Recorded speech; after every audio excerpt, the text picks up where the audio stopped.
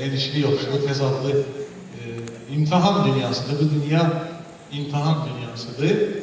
Körpüdür. Bura körpüdür. Bundan sonra bunu bütün müdrikler, arif insanlar hamı bilirlər ki, bura müvəqqətidir və körpüdür növbəti həyata yaşamaq üçün. Və ona görə də burada təbii ki, çətinliklər, imtihanlar olur. Hər kəs bu imtihanlardan keçməlidir.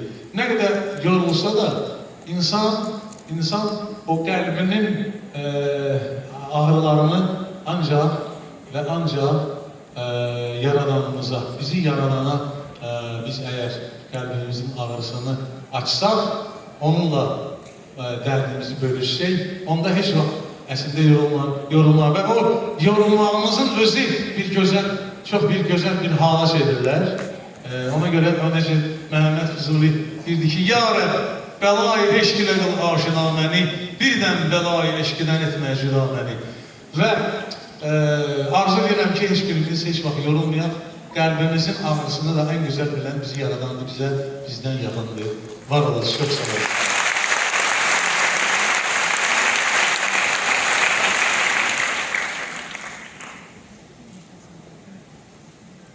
Arif Buzonalı yaxın dostlarından biri bu dünyanı tərk elədi. O, mən bilirəm ki, inşallah o rəhmət olanlardandır və məkanı cənnət olanlardır. Xəzəlimiz haqqında o qədər gözəl bir şeir bəstələyib ki, Arif Buzonalı. Adam onu hər dəfə oxuyanda qəhərlənir, belə onu biganə, sakit oxumaq olmur. Ruhumun sözlərə biganə həzin dəstəsi sən, göy fəzəli. Ruhumun sözlərə biganə həzin dəstəsi sən, göy fəzəli. Mərdliyin himni sən, azadəliyin nəğməsi sən, göy fəzəli.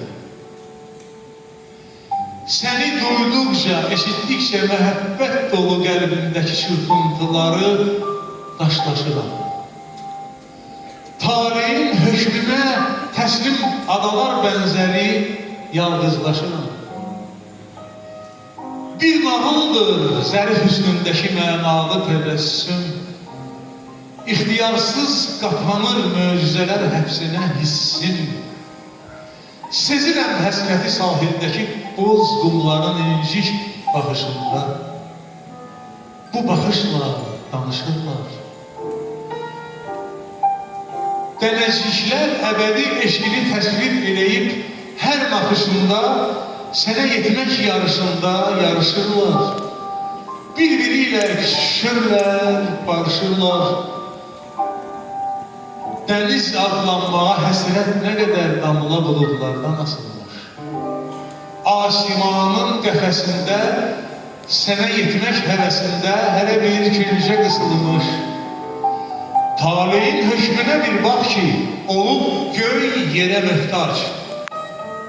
Zərrədir, küllə qovuşmaq ümidi ilə eləyir adi yağış damlası göydən yerə meyrac.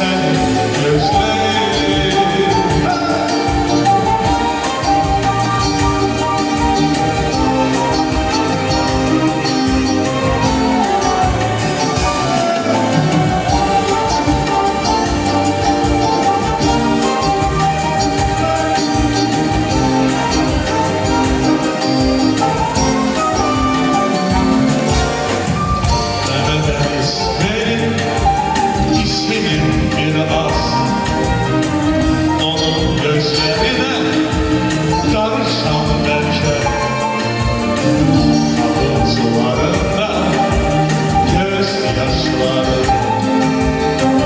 Orada talihimle barışam belki. Seher aşılarında gezermişim.